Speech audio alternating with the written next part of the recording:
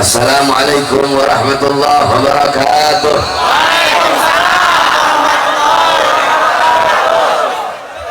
Bismillahirrahmanirrahim.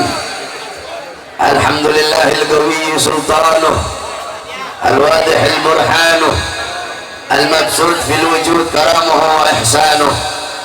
Allahumma salli wa sallim wa barik wa karrim wa adhim ala miftahi bab rahmatillah adada ma fi ilmillah, salatan wa salaman daimaini bidawami mulkillah, wa ala alihi wa sahbihi adada kulli dharratin alfa marrah, amma ba'd. Yang saya cintai, yang saya muliakan, para alim ulama, para habaib, para kiai, para asatid, para tokoh masyarakat, para aparat pemerintah, wabil khusus guru kita Abuya Kiai Haji Uci, yang saya cintai, yang saya muliakan, guru kita Al-Ustadz Afung, yang saya cintai, yang saya muliakan, guru kita Al-Habib Hasan Al-Kaf, beserta seluruh para habaib dan alim ulama yang lain, wabil khusus seluruh hadirin hadirat, bapak-bapak, ibu-ibu, khususnya para pemuda-pemudi sekalian, para santri-santri sekalian, umat baginda Nabi besar Muhammad yang selalu dimuliakan oleh Allah Subhanahu wa ta'ala. Alhamdulillah, segala puji dan syukur kehadirat Allah yang dimana pada malam hari yang mulia ini, di tempat yang penuh dengan barakah ini, Allah jadikan ini tempat sebagai tempat turunnya rahmat, tempat turunnya maghfirah, tempat turunnya hidayah, tempat turunnya inayah, tempat turunnya barakah. Allah ampuni dosa-dosa kita yang telah lalu, yang akan datang, yang tampak, yang tidak tampak, yang besar, yang kecil. Sebab duduknya kita di ini majelis mendapatkan keberkahan dan keutamaan daripada majelis Maulid Agung baginda Nabi besar Muhammad sallallahu alaihi wasallam. Saudara-saudara sekalian yang dimuliakan oleh Allah, pada malam hari yang mulia ini, kalian duduk di ini majelis, lidah kalian basah dengan bersalawat kepada baginda Nabi besar Muhammad sallallahu alaihi wasallam. Kalian duduk di ini majelis untuk memuliakan, mengagungkan, memuji baginda agung Nabi besar Muhammad. Qala Rasul sallallahu alaihi wasallam, man shalla alayya salatan sallallahu alaihi biha asyara. Barang siapa yang bersalawat kepada aku satu kali, maka Allah bersalawat kepadanya 10 kali. Salawat dari Allah adalah rahmat. Engkau punya salawat kepada Nabi, dibawa oleh malaikat di hadapan kuburnya Nabi Muhammad. Malaikat berkata, ya Rasulullah, fulan bin fulan bersalawat kepadamu ya Rasulullah. Ya Rasulullah, fulanah binti fulan bersalawat kepadamu ya Rasulullah. Kata Rasulullah, bawa salawat mereka menghadap Allah. Dibawa engkau punya salawat menghadap Allah. Malaikat berkata, ya Allah, fulan bin fulan, fulan bin fulan, fulanah binti fulan, mereka bersalawat kepada kekasihmu Muhammad. Apa kata Allah? Akan aku jadikan dari setiap satu huruf dari salawat yang mereka baca, satu huruf dari satu salawat yang mereka baca. Contoh, engkau bersalawat, ya Rabbi salli ala Muhammad, ya Rabbi salli alaihi wasallim. Ya Rabbi, ya satu huruf, alif satu huruf, ra satu huruf, ba satu huruf, ya satu huruf. Ya Rabbi 5 huruf. Dari setiap satu huruf, kata Allah, aku ciptakan 360 malaikat yang memiliki 360 kepala. Setiap kepala memiliki 360 wajah. Setiap wajah memiliki 360 mulut. Setiap mulut memiliki 360 lidah, yang dimana malaikat ini akan bersujud kepadaku sampai datangnya hari kiamat.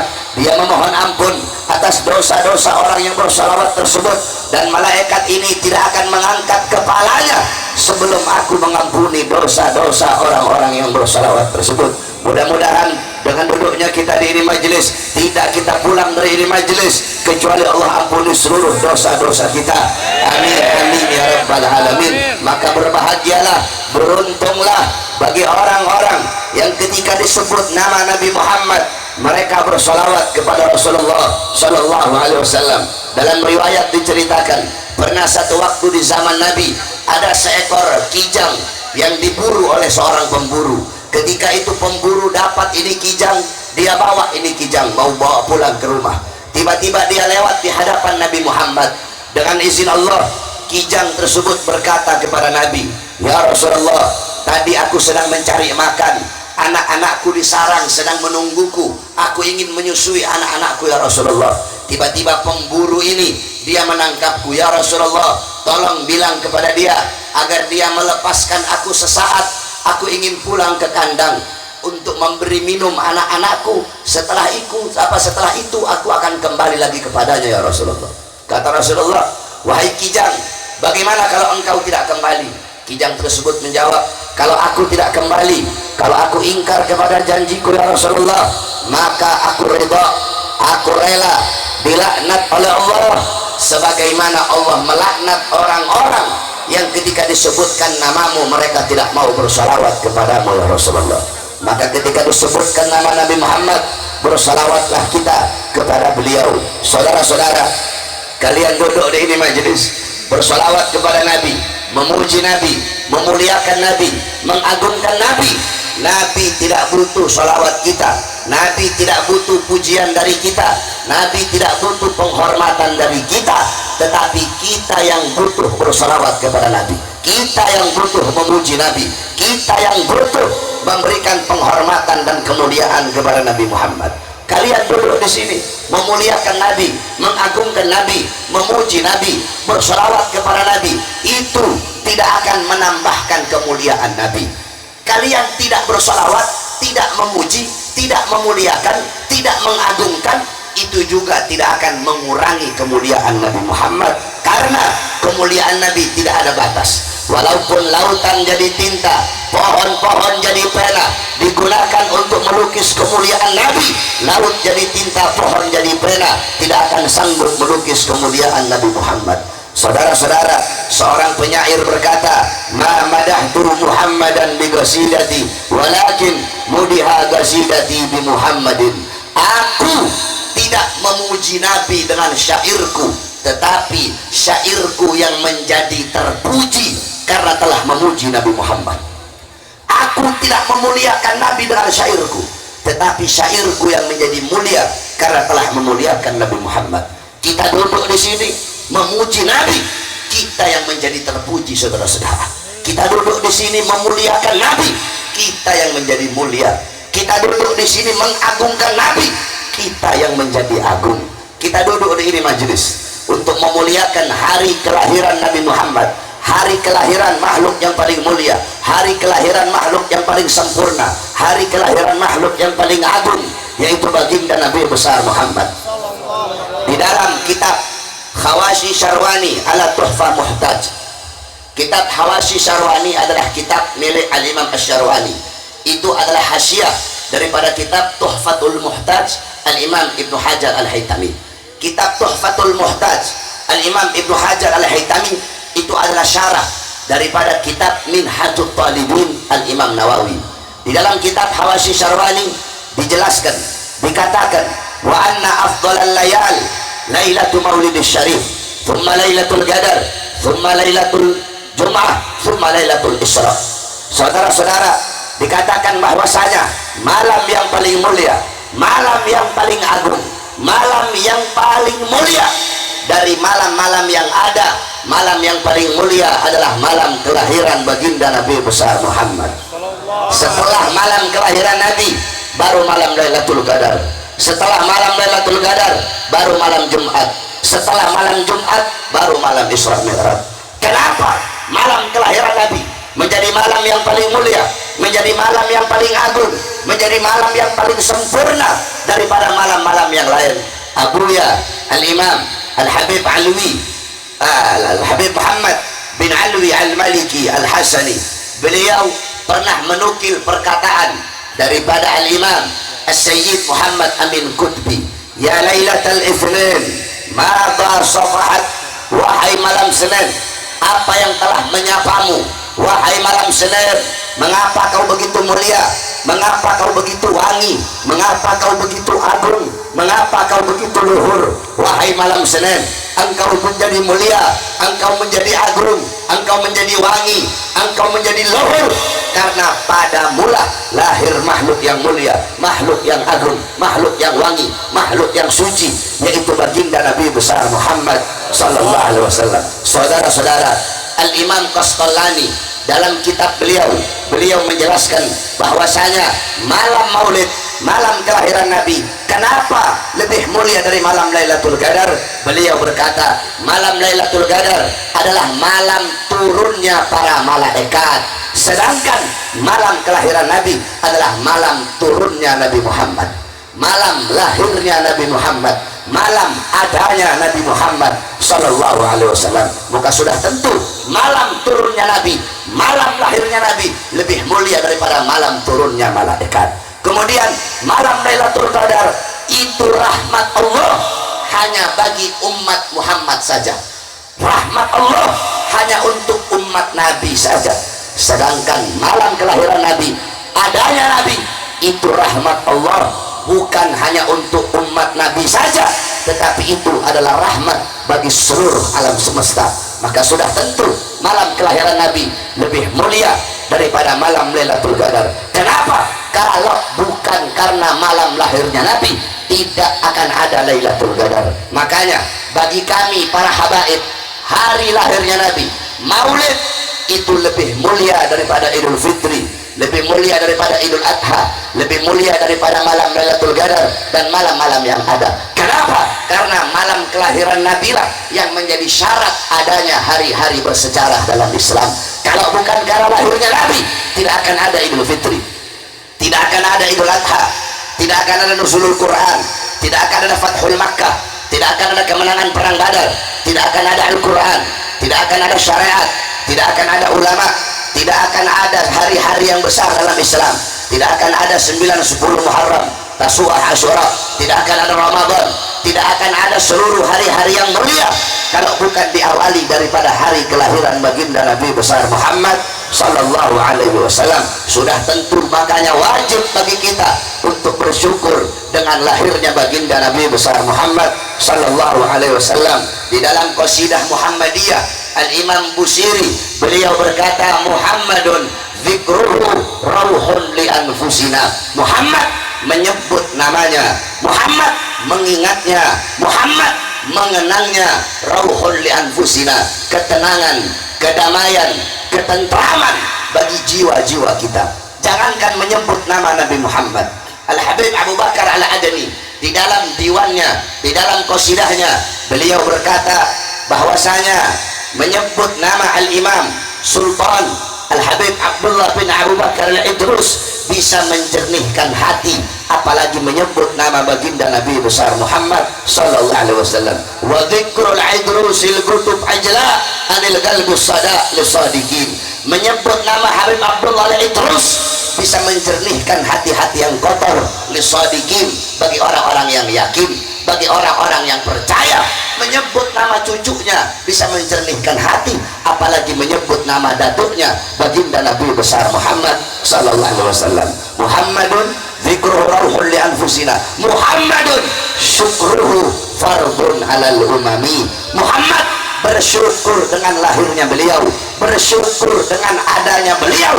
Wajib bagi setiap umat untuk bersyukur dengan adanya baginda Nabi besar Muhammad sallallahu alaihi wasallam. Saudara-saudara, lahirnya Nabi Muhammad, seluruh alam jagat raya bergembira dengan lahirnya Nabi Muhammad sallallahu, semuanya bergembira.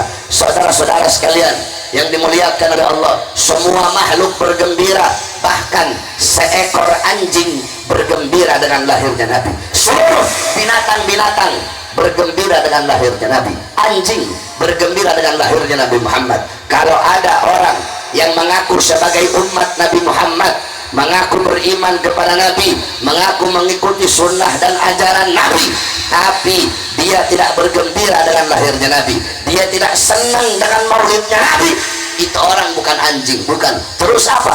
Itu orang lebih anjing dari anjing, saudara-saudara. Kenapa? Anjing saja bergembira dengan lahirnya Nabi Muhammad sallallahu alaihi wasallam. Banyak orang-orang di luar sana Mereka mengaku yang paling ikut sunnah. Ada ustadz-ustadznya, Khalid Basalama, Yazid Jawas, ustadz-ustadz Wahabi yang suka pakai celana cingkrang. Mereka berkata maulid bid'ah, maulid sesat, ini kafir, itu kafir, maulid syirik. Saudara-saudara, mereka orang-orang yang bodoh, mereka orang-orang yang dibutakan hatinya oleh Allah Subhanahu wa Ta'ala. Saudara-saudara sekalian yang dimuliakan oleh Allah Subhanahu wa Ta'ala, seluruh makhluk bergembira dengan lahirnya Nabi illa iblis, kecuali iblis. Iblis tidak senang dengan lahirnya Nabi. Iblis tidak bahagia dengan lahirnya Nabi. Dalam riwayat, ketika Nabi Muhammad lahir, iblis teriak sekencang-kencangnya, iblis menjerit sekencang-kencangnya. Kenapa? Karena musuh iblis yang paling besar telah lahir, yaitu Rasulullah. Dalam riwayat, Nabi pernah tanya sama iblis, "Hei iblis, siapa musuhmu yang paling besar?" "Hei iblis, siapa makhluk yang paling kau benci?" Apa kata iblis? "Anta ya Muhammad." Kamu wahai Muhammad adalah makhluk yang paling aku benci. Kamu musuhku yang paling besar wahai Muhammad. Setelah aku siapa? Setelah engkau, yang paling aku benci adalah keluargamu. Yang paling aku benci adalah anak cucumu wahai Muhammad. Saya tanya kepada seluruh hadirin, para habaib adalah anak cucu Nabi Muhammad. Berarti kalau ada yang benci habaib, siapa itu orang? Jawab sama-sama yang keras. Kalau ada yang benci habaib, berarti siapa? Al-Habib Rizik bin Husain bin Syihab, beliau seorang cucu Nabi Muhammad yang berjuang mempertahankan agama datuknya. Kalau ada yang benci beliau, berarti siapa itu orang? Kalau ada yang perangi beliau, berarti siapa itu orang? Kalau ada yang caci maki beliau, berarti siapa itu orang? Kalau ada yang zolimi beliau, berarti siapa itu orang? Kalau ada yang ingin penjarakan beliau, berarti siapa itu orang? Kalau ada yang kriminalisasi beliau, berarti siapa itu orang? Iblis, saudara-saudara. Tidak ada seseorang yang benci kepada dzurriyyah Nabi kecuali itu orang adalah iblis. Nah, saudara-saudara, iblis tidak senang dengan lahirnya Nabi. Berarti kalau ada orang golongan yang tidak suka dengan lahirnya Nabi, tidak bahagia dengan lahirnya Nabi, berarti apa itu orang? Apa itu golongan? Iblis, saudara-saudara. Kalian duduk di sini untuk bergembira dengan lahirnya Nabi, bersyukur dengan lahirnya Nabi. Siapa yang suruh kita bersyukur? Siapa yang suruh kita bergembira dengan lahirnya Nabi? Yang suruh bukan ustaz, yang suruh bukan kiai, yang suruh bukan habaib, yang suruh bukan Bahar bin Smith, yang suruh bukan Abu Yauci, yang suruh bukan Habib Rizik, yang suruh bukan ulama, bukan nabi, bukan rasul, bukan malaikat. Siapa yang suruh kita bergembira dengan lahirnya Nabi? Yang suruh Allah Subhanahu wa Ta'ala. Di dalam Al-Quran Allah berfirman, "Qul bifadlillah wa birahmati fabidzalika falyafrahu."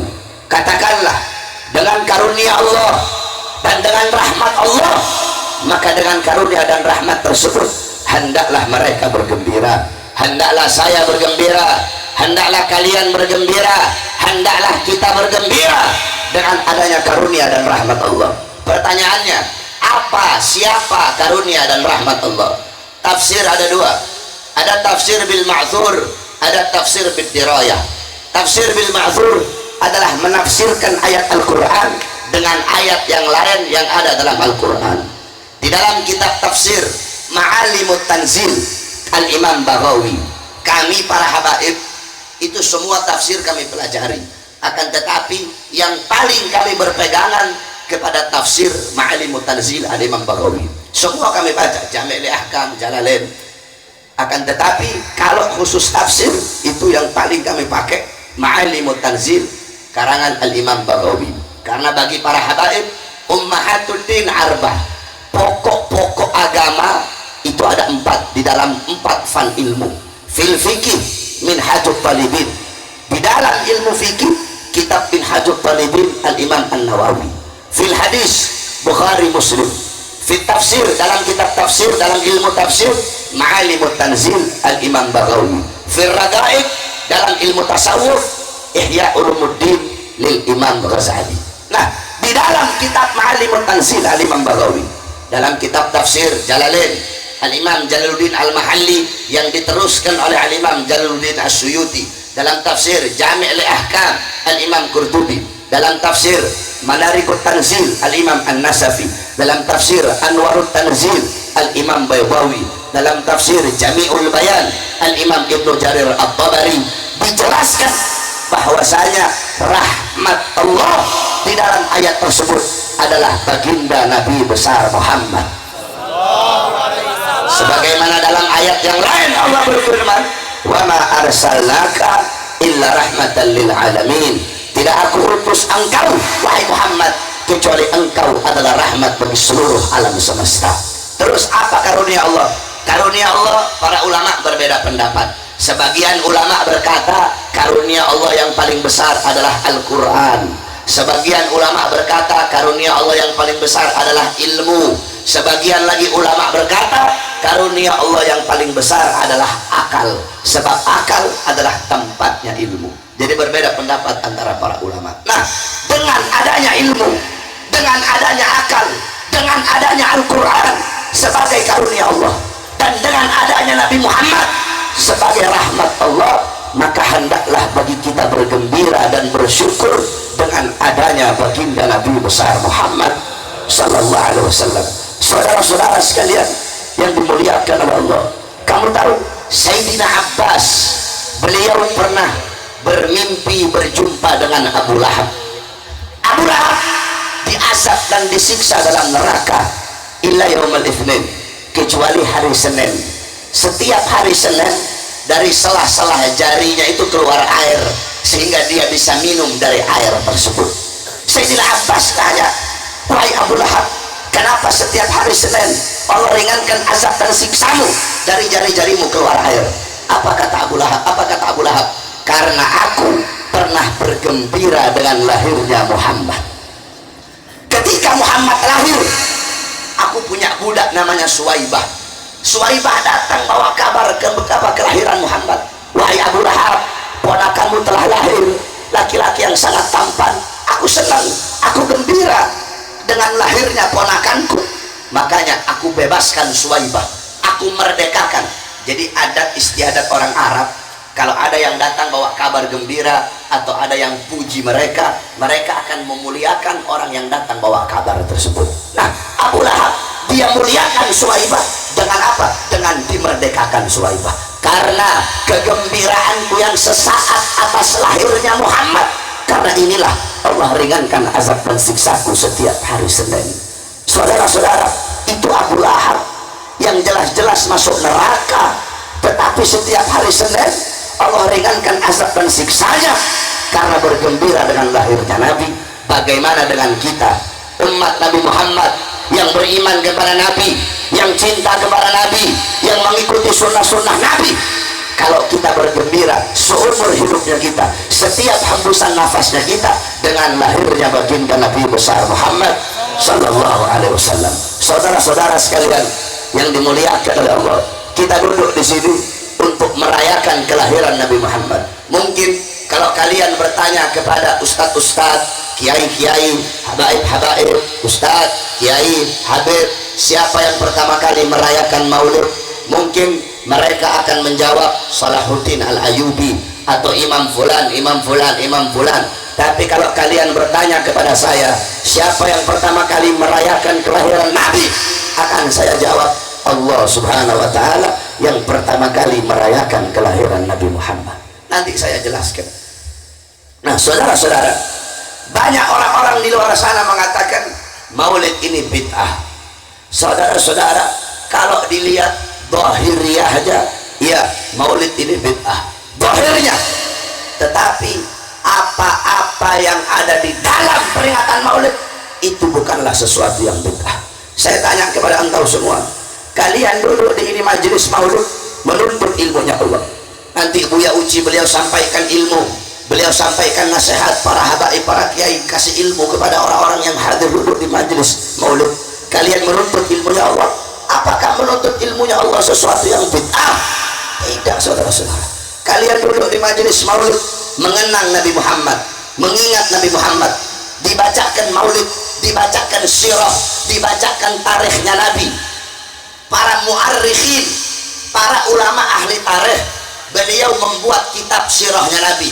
kitab tarikh sejarahnya Nabi, Al-Imam Ibnu Jarir At-Tabari, Al-Imam As-Sahabi, Syekh Yusuf bin Ismail An-Nabhani, Al-Imam Suyuti. Ada yang berupa kitab, ada yang berupa gawafi. Gawafi itu gafiyah, syair-syair yang indah yang disusun menjadi maulid. Syekh Abdurrahman Ad-Dibai dengan kitab maulid tibanya, Syed Ja'far Al-Barzanzi dengan kitab maulid Barzanzinya, Habib Ali bin Muhammad Al-Habsyi dengan maulid Simtud Durarnya, Habib Umar bin Hafid dengan maulid Diyaul Lami'nya. Itu adalah sirahnya Nabi. Kitab maulid itu tarikhnya Nabi. Kamu duduk di majelis maulid, dibacakan sejarah Nabi, engkau mengingat Nabi Muhammad. Nah, di dalam hadis riwayat Al-Imam Ad-Dailami dalam kitab Musnadnya Al-Firdaus, qala Rasul zikrul anbiya minal ibadah. Mengingat para nabi, mengingat para rasul adalah ibadah. Nah, kalian duduk di sini mengingat Nabi Muhammad, ini adalah ibadah, saudara-saudara, bukan sesuatu yang bid'ah. Kalian duduk di sini menyambung tali silaturahmi, qala Rasul silul arham, sambunglah tali persaudaraan, kata Nabi. Kalian duduk di sini menyambung tali persaudaraan, menyambung tali silaturahmi. Apakah menyambung tali silaturahmi sesuatu yang bid'ah? Tidak. Jadi zahiriyahnya bid'ah hasanah, tetapi apa-apa yang ada di dalam itu bukanlah sesuatu yang bid'ah. Maksudnya, maksudnya, tujuan daripada diadakan maulid itu bukanlah sesuatu yang bid'ah. Kalian duduk di sini bergembira dengan lahirnya Nabi. Makanya Abu Yamaliki bilang, apa kata Abu Yamaliki?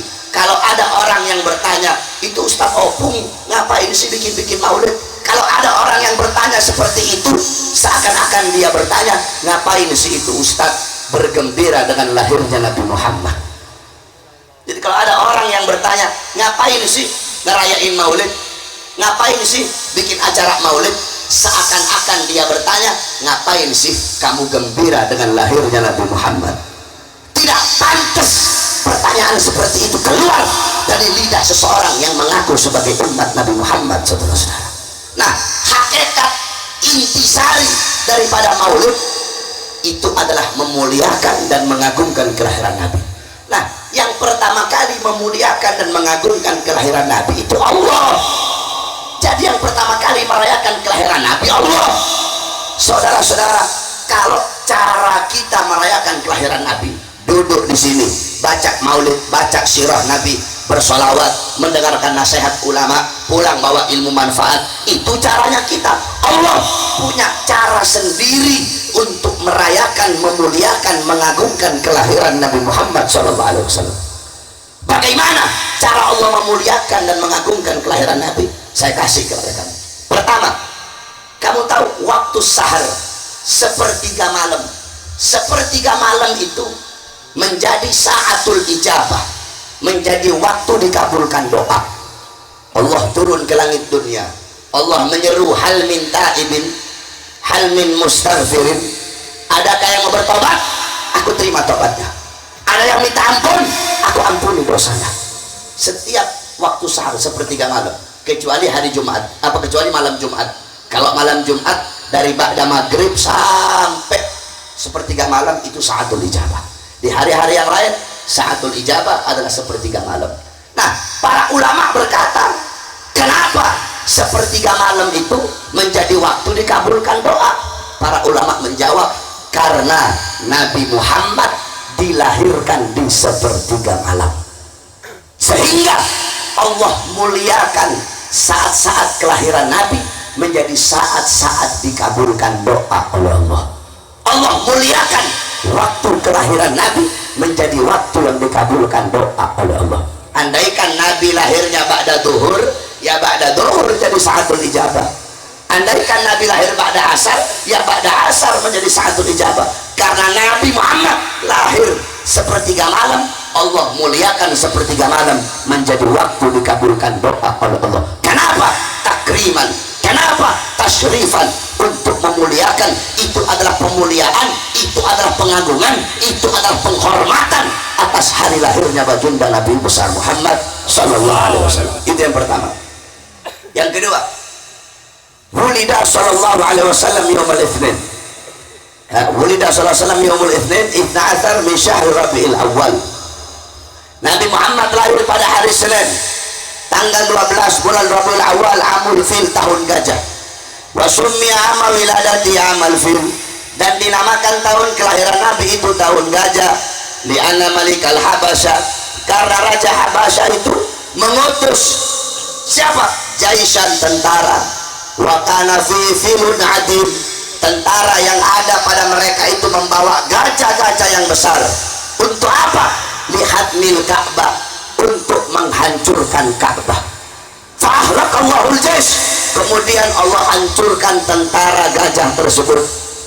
Allah utus burung ababil, satu ekor burung bawa 3 buah batu, satu batu di mulut, satu batu di kaki kanan, satu batu di kaki kiri. Itu burung lemparkan itu batu, jatuh di atas kepala tentara gajah, tembus sampai kaki. Allah hancurkan tentara gajah di hari lahirnya Nabi. Kenapa? Untuk memuliakan dan mengagungkan kelahiran baginda Nabi besar Muhammad. Begitu cara Allah merayakan kelahiran Nabi. Sebelum Nabi Muhammad lahir, sumur-sumur kering.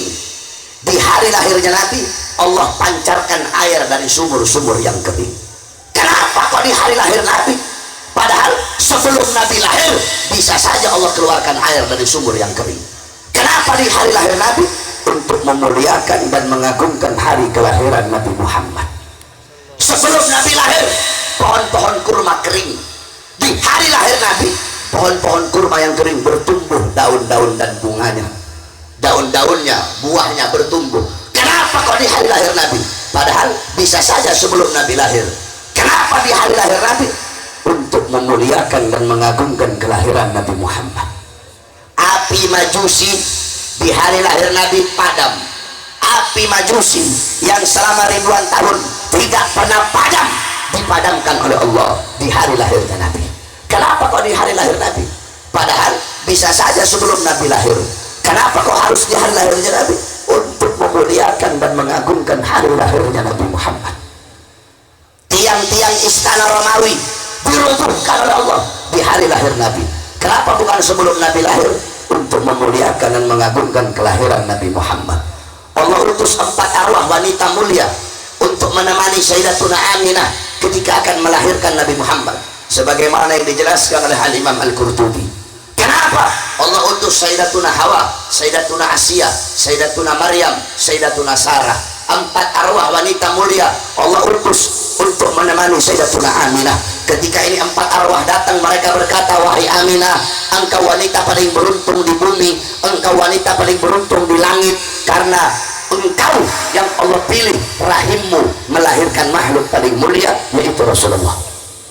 Kenapa Allah utus 4 arwah wanita mulia ini di hari lahir Nabi untuk menemani Sayyidatuna Aminah, untuk memuliakan dan mengagungkan kelahiran baginda Nabi besar Muhammad. Nah, saudara-saudara, Nabi Muhammad lahir beliau, Allah memuliakan, Allah mengagungkan. Kita siapa kok tidak mau memuliakan dan mengagungkan kelahiran baginda Nabi besar Muhammad sallallahu alaihi wasallam? Oleh karena itu, saudara-saudara sekalian yang dimuliakan oleh Allah, setiap orang yang hadir di majelis maulid Nabi Muhammad pasti hadir. Kalian tidak bisa melihat Nabi, tapi yakini Nabi Muhammad melihat kehadiran kalian duduk di sini memuliakan hari lahirnya. Jangan kalian kira Nabi Muhammad tidak ada, jangan kalian kira Nabi Muhammad tidak hadir. Kamu tahu, saya cerita kepada kamu, di Libanon, orang-orang Libanon itu kalau ngerayain maulid, kalau kita kan buat ngerayainnya pakai petasan. Orang Libanon nggak pakai petasan, pakai apa? Pakai senjata. Mereka tembakkan senjata ke atas. Nah, satu waktu ketika mereka sedang merayakan maulid, mereka nembak senjata ke atas, ada satu peluru nyasar. Itu di atas kan ada sebagian orang Kristen juga. Nah, ini peluru nyasar di kepalanya satu anak Kristen. Nyasar pelurunya. Dibawa ke rumah sakit di Lebanon sama orang tuanya. Rumah sakit di Lebanon angkat tangan, sebab pelurunya udah tembus ke otak, hampir nembus otak. Dibawa ke Amerika. Ketika dibawa ke Amerika, udah koma, udah nggak sadar diri ini anak. Akhirnya dokter panggil ibunya, ibu sini, ini anaknya ibu, tinggal beberapa menit lagi meninggal dia. Udah tidak bisa diselamatkan, sebab pelurunya udah mau nembus otak. Tiba-tiba ibunya ini Kristen ini, tiba-tiba dia teriak, hei Muhammad, di mana kamu wahai Muhammad? Coba kamu lihat, gara-gara umatmu ngerayain maulidmu, mereka tembakkan senjata ke atas, pelurunya nyasar di kepala anak saya. Tanggung jawab kamu wahai Muhammad. Lihat kelakuan umat kamu, ayo tanggung jawab wahai Muhammad. Teriak-teriak ibunya. Tiba-tiba ibunya masuk ke ruangan, pengen lihat anaknya untuk terakhir kali. Tiba-tiba saudara-saudara, anaknya ini bangun, langsung bangun. Anaknya bilang, ibu, tutup itu pintu ibu, jangan biarkan itu orang keluar ibu. Siapa? Itu tadi Muhammad datang ke sini ibu, dia usap saya punya kepala ibu. Akhirnya ibunya masuk Islam. Dokter yang lihat, semua orang yang melihat kejadian tersebut masuk Islam. Nabi Muhammad tidak akan pernah meninggalkan kalian, orang-orang yang suka memuliakan dan mengagungkan hari kelahiran Nabi Muhammad Sallallahu Alaihi Wasallam. Oleh karena itu, nanti kamu pulang dari ini majelis, bawa ilmunya Nabi, bawa amalnya Nabi, bawa adabnya Nabi, bawa akhlaknya Nabi, bawa waraknya Nabi, khaufnya Nabi, khasyahnya Nabi, zuhudnya Nabi, ibadahnya Nabi, qanaahnya Nabi. Jadikan Nabi Muhammad sebagai teladanmu, sebagai pedomanmu, sebagai uswahmu, sebagai qudwahmu. Jangan engkau jauh dari Nabi Muhammad Sallallahu Alaihi Wasallam, sebab kecintaan Nabi kepada kalian luar biasa. Hei umat Nabi, kecintaan Nabi kepada kalian luar biasa. Laqad ja'akum rasulun min anfusikum azizun alaihi ma'anittum harisun alaikum bil mu'minina raufur rahim. Telah datang kepada kalian seorang manusia, seorang utusan Allah min anfusikum. Dia dari golongan kalian, dia dari golongan manusia. Dia sangat bersedia atas penderitaan kalian, atas sesuatu yang menimpa kalian. Sebelum kalian bersedih, Nabi Muhammad lebih dahulu bersedih. Sebelum kalian menderita, Nabi Muhammad lebih dahulu menderita. Sebelum kalian menangis, Nabi Muhammad lebih dahulu menangis. Harisun alaikum, dia menjaga kalian, menjaga akidah kalian, menjaga sholat kalian, agar kalian tidak menyimpang dari jalan Allah. Bil mu'minin raufur rahim, kepada orang-orang yang beriman Nabi sangat cinta, Nabi sangat sayang. Nabi mencintai kalian sebelum kalian mencintainya. Nabi menyayangi kalian sebelum kalian menyayanginya. Nabi mengingat kalian sebelum kalian mengingatnya. Tidakkah kau tahu bagaimana kasih sayang Nabi kepadamu? Nabi Muhammad seorang manusia yang gigi-gigi gerahamnya rontok demi kalian sebagai umat. Beliau seorang manusia, pipinya tertusuk tulang tembus sampai ke sebelah demi kalian sebagai umat. Beliau berdakwah pagi, siang, sore, malam, kehujanan, kepanasan, berdarah. Demi siapa? Demi kalian sebagai umat. Beliau seorang manusia, wajah sucinya pernah dilempar dengan kotoran onta. Beliau diludahi, dicaci maki. Demi siapa? Demi kalian sebagai umat. Beliau seorang manusia, pernah 3 hari 3 malam tidak makan, 3 hari 3 malam mengganjal perutnya dengan batu. Beliau kelaparan, bukan untuk anak cucunya, bukan untuk sahabatnya, bukan untuk ahlul baitnya. Beliau kelaparan demi siapa? Demi kalian sebagai umat. Beliau seorang manusia yang ketika pergi ke kota Taif, kita ustadz kiai habaib sekarang dakwah di satu tempat, disambut dengan dufuf, disambut dengan hadrah, disambut dengan tola al-badruh. Nabi Muhammad beliau berdakwah ke kota Taif, disambut dengan lemparan-lemparan batu, sehingga batu itu menembus dahi beliau. Ketika darah itu jatuh, beliau tampung itu darah, jangan sampai darahnya jatuh di atas bumi. Sahabat bertanya, ya Rasulullah, kenapa kau tampung, kau punya darah? Apa kata Nabi? Kalau ini darah jatuh di muka buminya Allah, penduduk Taif akan digulung oleh buminya Allah subhanahu wa ta'ala. Kasih sayang Nabi Muhammad kepada kalian begitu besar. Pernah satu waktu Sayyidatuna Aisyah radhiyallahu anha, beliau melakukan satu pekerjaan yang disenangi oleh Nabi, sehingga Nabi mengangkat tangan dan berdoa, Allahumma ighfir li Aisyah ma qaddamat wa ma akharat ma adharat wa ma abtadat. Ya Allah, ampuni dosa Aisyah yang telah lalu, yang akan datang, yang tampak, yang tidak tampak. Siti Aisyah senang dengan doa Nabi, sampai-sampai dalam riwayat dijelaskan beliau loncat-loncat saking senangnya didoakan oleh Nabi. Kata Nabi, wahai Aisyah, kamu senang dengan doa itu? Kata Siti Aisyah, siapa yang tidak senang didoakan manusia mulia sepertimu ya Rasulullah? Apa kata Rasul? Kalau engkau senang dengan doa seperti itu, ketahuilah doa seperti itulah yang setiap saat, setiap waktu, pagi, siang, sore, dan malam aku mohon kepada Allah untuk umatku. seorang manusia yang dimana pada saat detik-detik terakhir nafasnya, qala Ali bin Abi Thalib, inna Rasulullah sallallahu alaihi wasallam fi akhir nafsi haradat safataihi marratain fa'algaitu sam'i fasami'tuhu yaqul ummati ummati faqutiba Rasulullah sallallahu alaihi wasallam. Kata Sayyidina Ali, sesungguhnya Rasulullah pada saat detik-detik terakhir nafasnya, aku melihat bibir beliau bergerak dengan 2 kali gerakan. Aku dekatkan telingaku, aku mendengar beliau berkata, ummati umatku, ummati umatku. Saudara-saudara, ketika itu Allah berkata kepada Israel, wahai Israel, sampaikan kepada Muhammad, aku beri dia 2 pilihan, apakah dia memilihku atau memilih dunia. Kalau dia memilihku, sampaikan kepadanya, hari ini akan datang kematiannya. Kalau dia memilih dunia, akan aku panjangkan umurnya. Turun Israel, mengucapkan salam, assalamualaikum ya Rasulullah. Pintu rumah dibuka oleh Sayyidatuna Fatimah. Siapa engkau? Aku yang memisahkan anak dengan orang tua, aku yang memisahkan orang tua dengan anak, aku yang menjadikan anak-anak menjadi yatim, aku yang menjadikan istri-istri menjadi janda, aku yang meramaikan kuburan, aku pemisah antara kehidupan dan kematian. Aku adalah maut. Aku datang ke sini atas perintah Tuhanku untuk mencabut nyawa kekasihnya, yaitu Rasulullah. Siti Fatimah pergi menangis di pangkuan ayahnya. Kata Rasulullah, jangan kau bersedih wahai Fatimah, engkau adalah manusia yang pertama kali akan menyusulku, dan engkau manusia yang pertama kali kelak akan menemuiku di surganya Allah subhanahu wa ta'ala. Masuk Israel, saudara-saudara. Israel berkata, ya Rasulullah, aku datang kemari atas perintah Allah, memberikan kepada engkau 2 pilihan. Apa kata Jibril?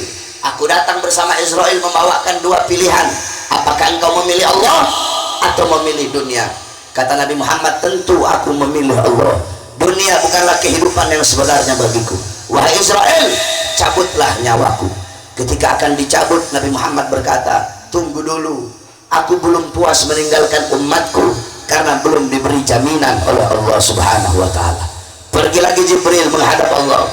Fa'auhallahu ta'ala ala Jibril, ya Jibril basyirhu, innahu awwalu nasin kharijun min al-ardi idha buisu, innahu awwalu nasin kharijun min al-ardi idha buisu, wa sayyiduhum idha jami'u, fabasyirhu, innal jannah muharramatun ala al-umam qabla an tadkhuluha ummatuh. Wahai Jibril, sampaikan kepada Muhammad, dia manusia yang pertama kali akan aku bangkitkan dari dalam kubur. Dia manusia yang menjadi pemimpin seluruh manusia ketika itu.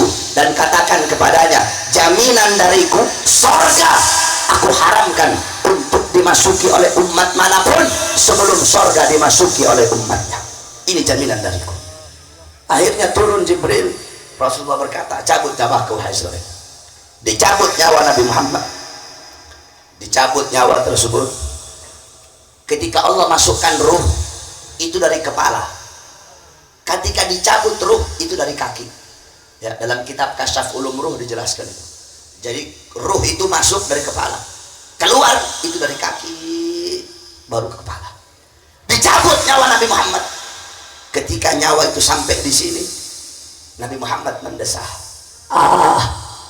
Ditarik lagi nyawa Nabi. Nabi berkata, ya Khalili Israel, wahai kekasihku Israel, apakah seperti ini rasa sakit dicabut nyawa? Iya ya Rasulullah, seperti inilah rasa sakit dicabut nyawa. Di sebelah kanan Nabi ada sebuah piring kecil, cawan kecil berisi air. Beliau letakkan tangan kanannya, beliau usap keringat-keringat yang jatuh. Beliau berkata, wahai Israel, apakah rasa sakit seperti ini juga yang nanti akan dialami oleh umatku?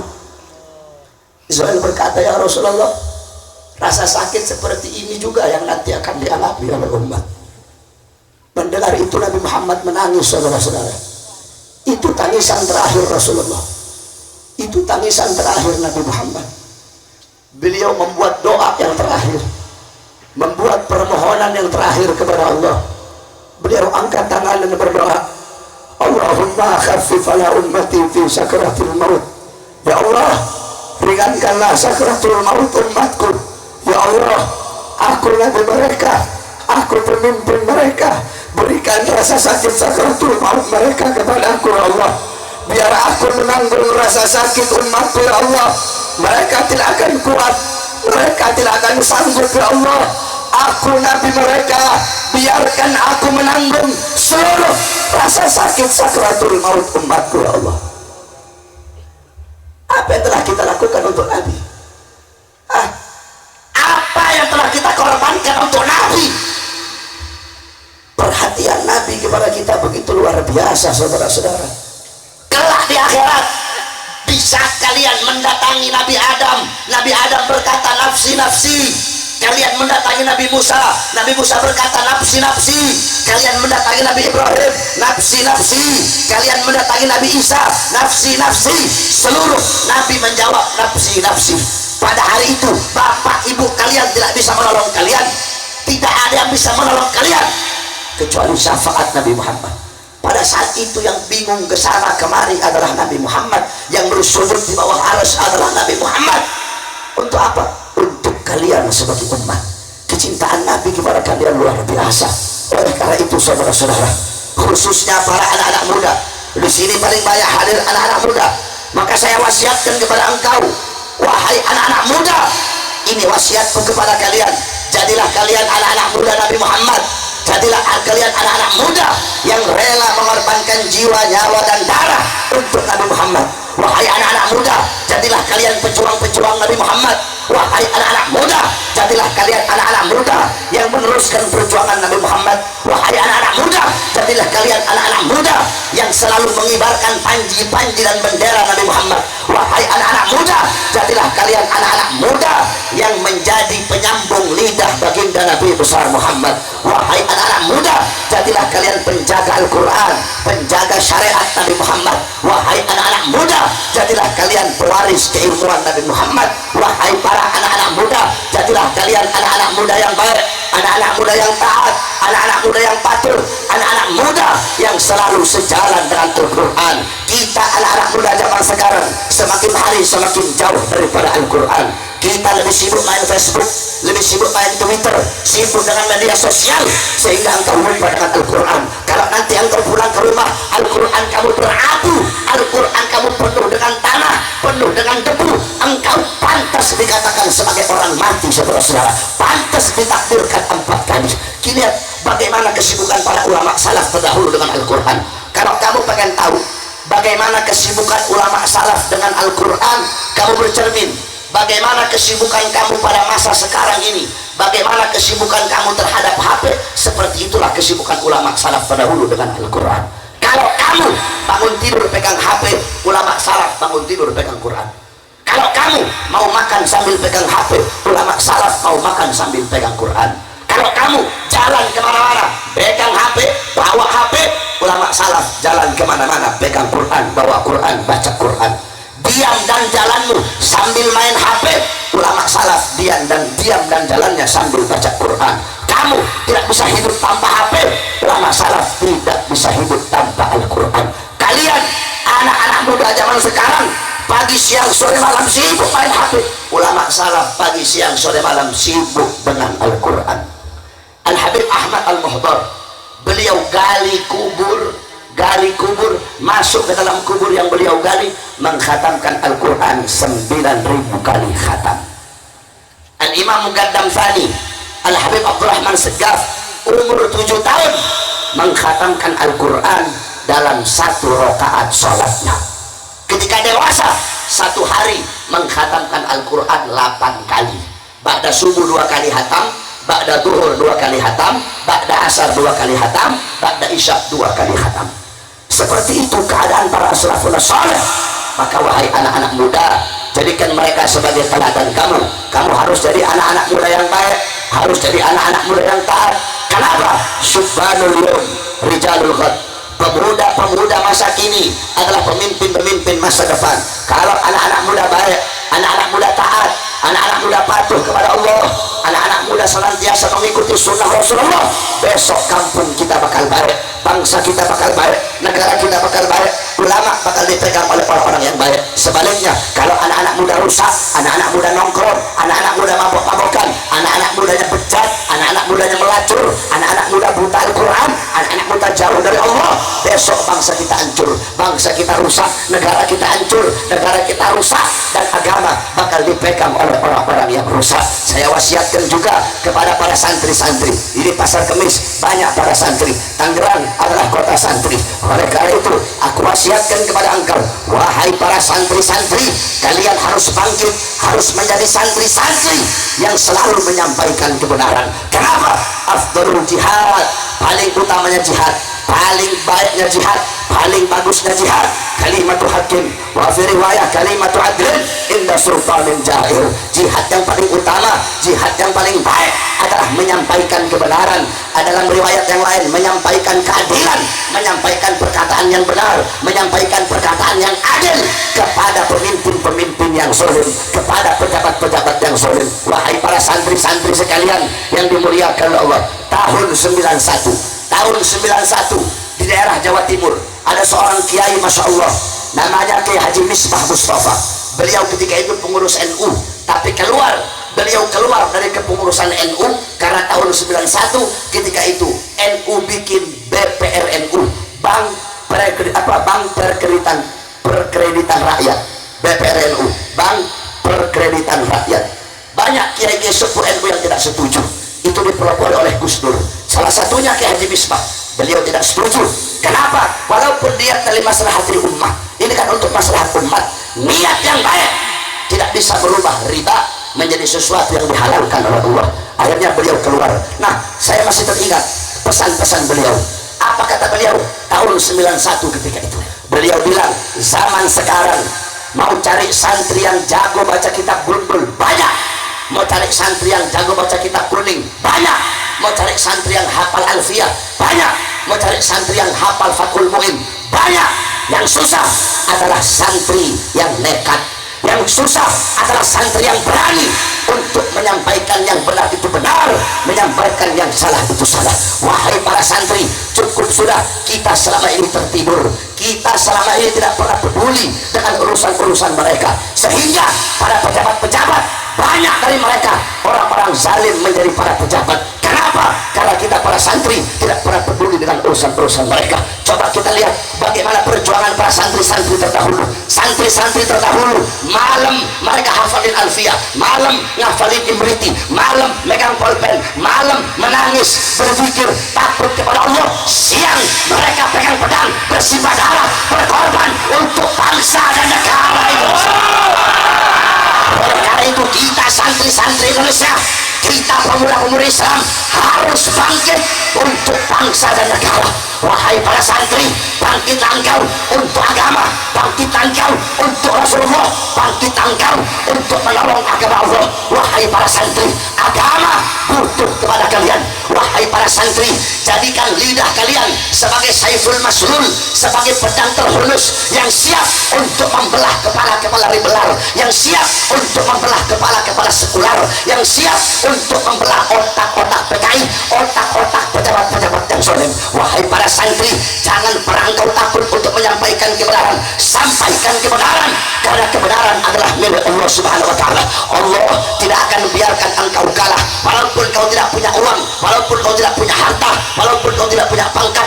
Allah tidak melihat seberapa besar kekuatan yang engkau miliki, Allah tidak melihat seberapa banyak harta yang engkau miliki, bukan seberapa besar kekuatanmu, bukan seberapa besar kekuasaanmu, tetapi kepada siapa engkau berpihak. Walaupun engkau tidak punya apa-apa, engkau susah, engkau lemah, engkau tidak berdaya, tapi kalau engkau berpihak kepada Allah, pasti akan Allah berikan kemenangan kepada kita.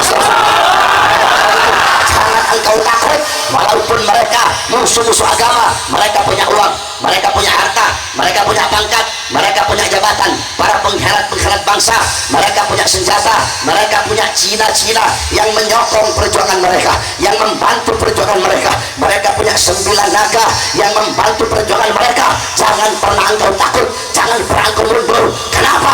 Walaupun mereka punya uang, mereka punya harta, mereka punya pangkat,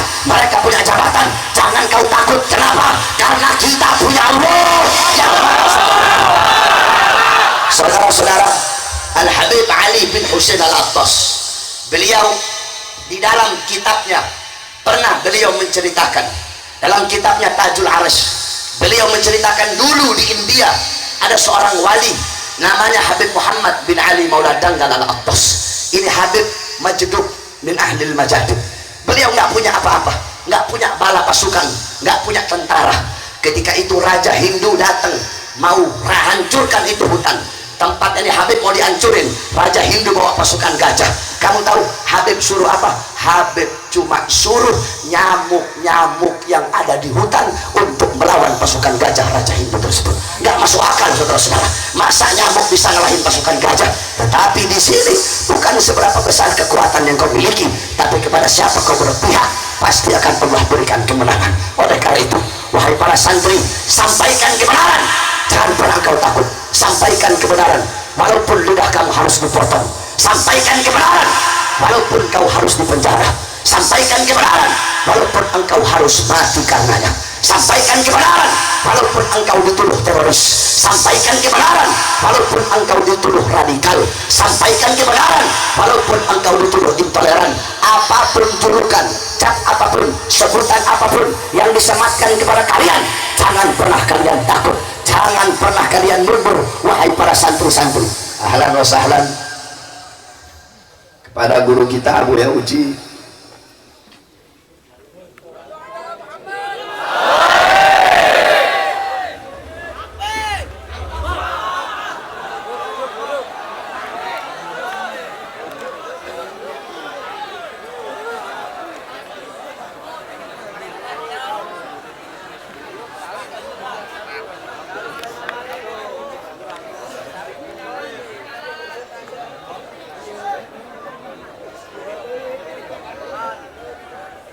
Saudara-saudara sekalian, karena guru kita sudah sampai, sedikit saja saya tambahkan, saya lanjutkan. Wahai para santri-santri sekalian yang dimuliakan oleh Allah, julukan apapun, sebutan apapun yang disampaikan oleh musuh-musuh Allah kepada kalian, jangan pernah kalian takut. Sebab kenapa? Kita yang membela agama, kita yang membela ulama, kita yang membela habaib, kita yang membela kiai, kita yang membela Al-Quran, selalu dituduh radikal, selalu dituduh teroris, selalu dituduh intoleran. Saudara-saudara, kamu tahu OPM? OPM di Papua, gerakan bersenjata. OPM teroris Kristen. OPM mau bikin negara sendiri, punya bendera, punya senjata. Bendera merah putih milik kita dibakar oleh mereka, tetapi tidak disebut teroris. Saudara-saudara, 1003 kemarin 1300 warga sipil ditahan, disandra oleh mereka, tapi tidak disebut teroris. Disebutnya apa? KKB. Apa itu KKB? Kelompok kriminal bersenjata. Kenapa disebut KKB? Kenapa tidak disebut teroris? Satu jawabannya, karena mereka bukan muslim. Saudara-saudara, andaikan mereka pakai songkok, pakai peci, andaikan mereka itu bawa bendera la ilaha illallah Muhammad Rasulullah, andaikan mereka itu mengucapkan Allahu Akbar, pasti langsung dituduh teroris. Mereka tidak disebut teroris. Kenapa? Satu jawabannya, karena mereka adalah Kristen, karena mereka bukan muslim. Saudara-saudara, di Minahasa begitu juga. Di Minahasa ada beberapa kelompok-kelompok yang mau bikin negara sendiri. Mereka tidak disebut teroris. Kenapa? Satu jawabannya, karena mereka bukan muslim. Oleh karena itu, wahai umat Islam, wahai pemuda-pemudi muslim, wahai para santri, apapun kalimat yang disematkan kepada kalian, kalau membela agama Allah, kalau membela Rasulullah, kalau membela Al-Quran, kalian bilang kami teroris. Hei kalian para musuh-musuh agama, para musuh-musuh bangsa, kami bela Allah, kami bela Islam, kalian tuduh kami teroris. Jikalau membela agama Allah, membela Islam, membela Quran, kalian bilang kami teroris. Hei penduduk langit, hei penduduk bumi, saksikanlah demi Allah bahwa kami adalah teroris.